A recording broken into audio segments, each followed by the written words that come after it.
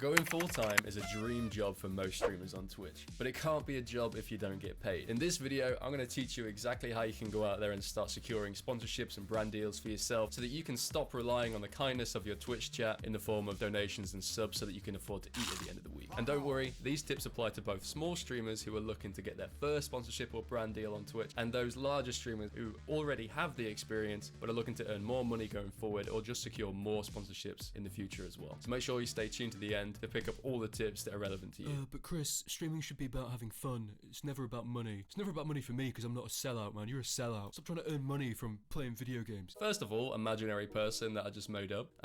You're way too close to your microphone. And two, honestly, fuck you. I really hate people who have that attitude. Yes, streaming should always be fun, and if you're not having fun doing it, then you need to ask yourself why. But ultimately, if you want to become a full-time streamer someday, you need to earn money from it and start treating it like a job or a business. You wouldn't start a job or a business without the expectation of earning money, would you? So why would streaming be any different? There is absolutely nothing wrong with wanting to earn money from Twitch if that is your goal. There's also absolutely nothing wrong with not wanting to earn money from Twitch. Anybody who tells you that you shouldn't be actively trying to earn money from Twitch or that you're a sellout for doing sponsored content is just a bit of an idiot. You need to feed yourself, you need to sustain yourself, and you can do that through Twitch if that is your goal. Alright, you might be asking, why should we listen to you? And it's a good question. I would be asking that too. And the answer is that this is literally my day job. I am a talent manager, so I spend my 9 to 5. That's a lie. Okay, my 9 to 9. That's also a lie. I spend pretty much all of my time seeking out streamers to fill brand campaigns and sponsorships. So in doing this every day, I've noticed some patterns that the larger or more successful streamers tend to abide by that allows them to earn more money or to get more sponsorships as they go along. And I want to share those things with you. Okay, so now that's out of the way, let's get into the 4 main things that I want to talk about today. Each of these 4 things has like a couple of sub points, but we're going to call it 4 tips. We're going to go with 4 main tips. Didn't want to go with 5 because it's too many. It's just one too many. So we're going with 4. Let's go. Okay, so the first thing I want to cover, because it's probably a question that many smaller streamers have, is how can you get sponsorships if you don't have an agency or a manager or you've never done it before? And the easiest way you can do this is to sign up to platforms such as PowerSpike. This is not a sponsored video, but I just happen to work there, so it's the first one in my brain. There are other platforms out there that you should sign up to as well, because to be honest, the more you signed up to, the more opportunities are going to be at your fingertips. These platforms essentially operate as a marketplace. You sign up as a streamer, you browse the marketplace for the campaigns that are interesting to you and that you qualify for. I won't lie to you, some of them do require you to have a larger viewership, but I have personally hired streamers who have 20 or less viewers on average for campaigns, so it can happen if you're a smaller streamer.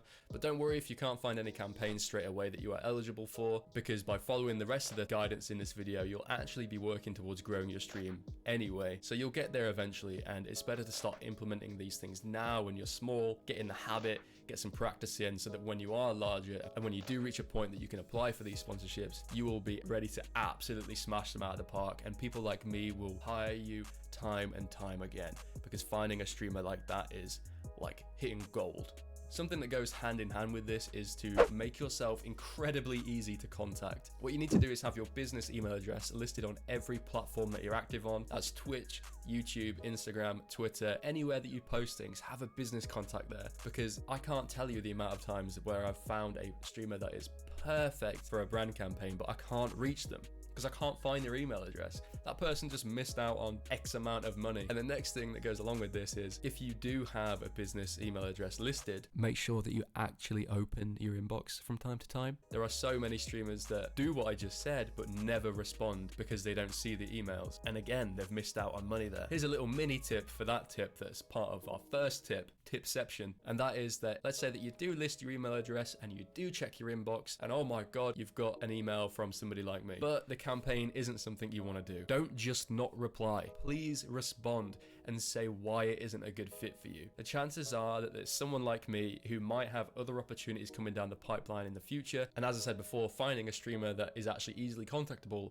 is like finding gold, but finding one who is responsive as well is like finding diamonds. Okay, we're on tip number 2. We're trying to make fast progress here because nobody likes 20-minute long videos. Who even makes those? And the second tip is to put effort into growing your stream. As I said before, yes, I have hired streamers that are between, like 10 and 20, 30 viewers viewers average, but the amount of other streamers of that size is incredible. There are thousands and thousands of streamers of that size that essentially create an ocean around you, and you are just a single drop in that ocean. The larger you get, the less competition you have, and the rate that competition drops off as you grow is incredible. To put it into perspective, if you have 100 viewers on average, you are in or close to being in the top 1% on Twitch. Think about that. So when you start putting in the effort to grow, everything else becomes much easier too. Right, we are now on tip number 4, our final tip. If you have enjoyed the video so far, please make sure you drop a like. And if you think after hearing this tip that I have missed something or you didn't agree with something I said, please leave a comment and let me know, because I'm constantly trying to improve. Which ties us in nicely with this final tip, which is to constantly look to improve. My boy, my inspiration, Albert Einstein once said, insanity is doing the same thing over and over and expecting different results. You will not grow and you will not earn more money than you earned last month if you are doing the same stuff you did then.